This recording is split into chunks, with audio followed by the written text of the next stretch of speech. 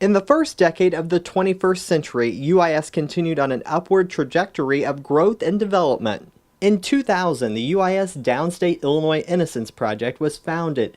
Headquartered in the UIS Center for State Policy and Leadership, its mission was to help free those who were wrongfully convicted. I started teaching a class in the legal studies program, the closing seminar for undergraduates on wrongful conviction.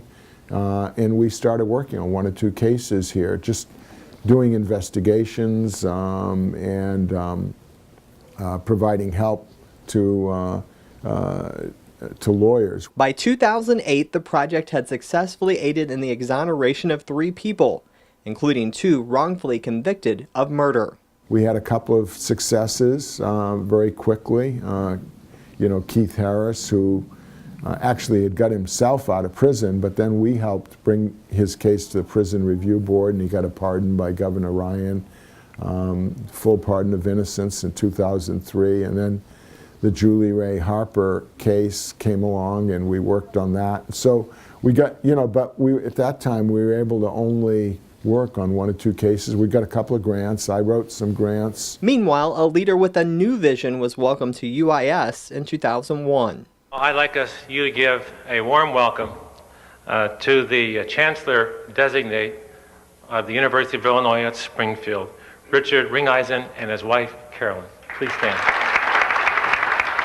From the beginning, Chancellor Richard Ringeisen's top priority was clear. He made an agreement with the Board of Trustees to come in and make UIS one of the top liberal arts universities in the nation.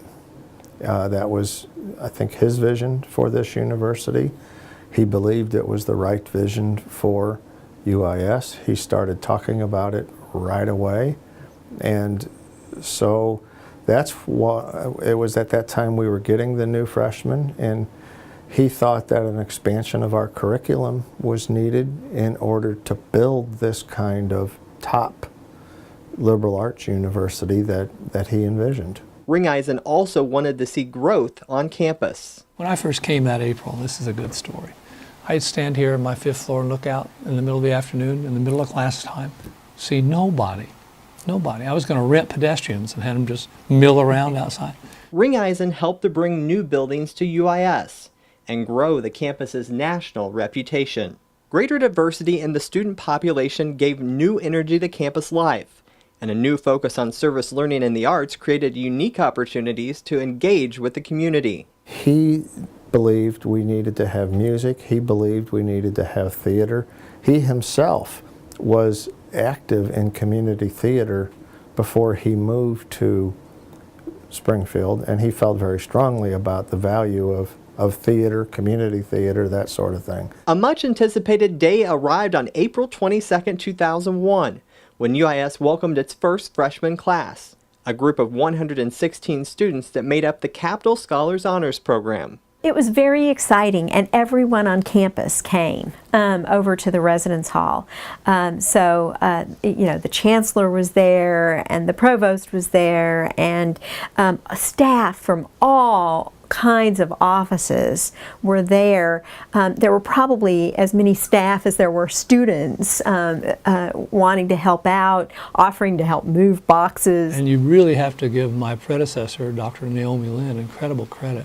That was a political minefield to get through to be able to bring freshmen here. The other publics objected. Lincoln Land didn't like it.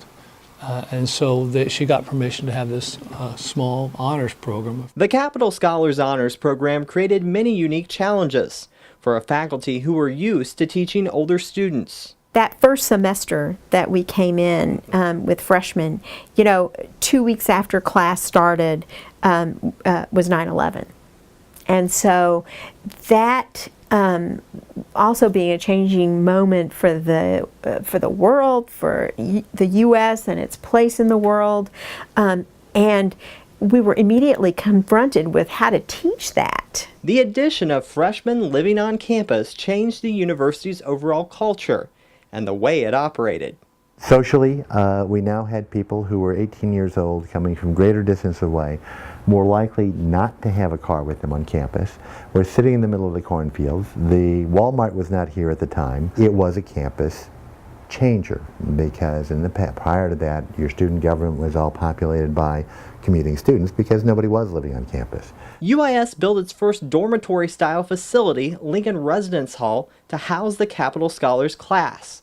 But campus leaders knew the single building wasn't enough to meet the campus's growing demand. We had the opportunity to design and build a residence hall for these freshmen from scratch. We were not a campus that was well equipped for freshmen in a variety of ways. Because at that point in time, there was no track on the campus. There was no recreational facility. There weren't a lot of hangout places. There was just, if we sat down to take a look at it, sometimes your list of what we don't have comes up as being much bigger than your list of what you do have. The university's athletic programs were also growing in 2002. That's when it was announced former NBA star Kevin Gamble would return to his hometown of Springfield to become UIS's first head men's basketball coach. The addition of other sports would follow. You know, this is an exciting time for me to be able to build a program, put your stamp on something. So I do plan on being here for a few years if they want me back next year. Online education at UIS continued to boom in 2002. When UIS received a $500,000 grant from the Alfred P. Sloan Foundation to expand its online degree programs. Our first programs were the MIS program, a master's in MIS, a master's in educational leadership, the baccalaureate in liberal studies, and then we added a couple more masters and then received this larger grant to do the baccalaureate degree completion. And so that allowed us to more than double our offerings. Under Schroeder's leadership, UIS would become a national and international leader in online education. Our reputation grows out of the faculty first, and it is that from our roots in Sangamon State University, we had faculty members who were experienced and dedicated to teaching the adult student. As you may know, the average age of our students online is 35, and that was about the same age as those who commuted to the campus to complete their degrees and to pursue master's degrees. Back on campus, the growth was evident in 2004, when University Hall, a state-of-the-art classroom and office building, was dedicated. Construction came at a time when state funding was constantly in question. UIS got the first half of the funding for University Hall, a $31 million building, in 2001. It was an unusual deal, really, in the legislature, because usually they fund an entire building or nothing at all. But there's a policy that you can't build a building unless you have all the money.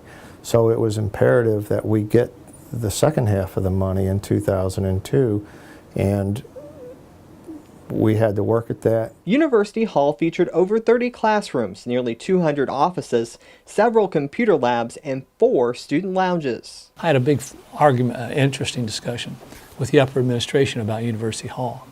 If you walk to University Hall, you notice the main door opens toward Brookins. That corner's been cut off. That's my idea. They absolutely didn't want us cutting corners off of buildings, because after all, that's going to be a quad in a million years or so. I said, let's make something special right now. So we won that. Ringeisen's plan to create a central quad would soon become a reality. I really was determined that there would be some structure with a fountain at the top of the quad. So we had Hansen Engineers, who were great with that building here in town, design. They came up with the colonnade, but it was pretty darn expensive. That's almost a decade of adding significantly new things, and we would hear time and again, as you know, people would say, you know, I hadn't been on campus for a while, but my, that place has grown. And in fact, people are still saying that. And so all of that was the result of a desire for us to grow, to become we used to say for several years that we were becoming a full-fledged 4-year university.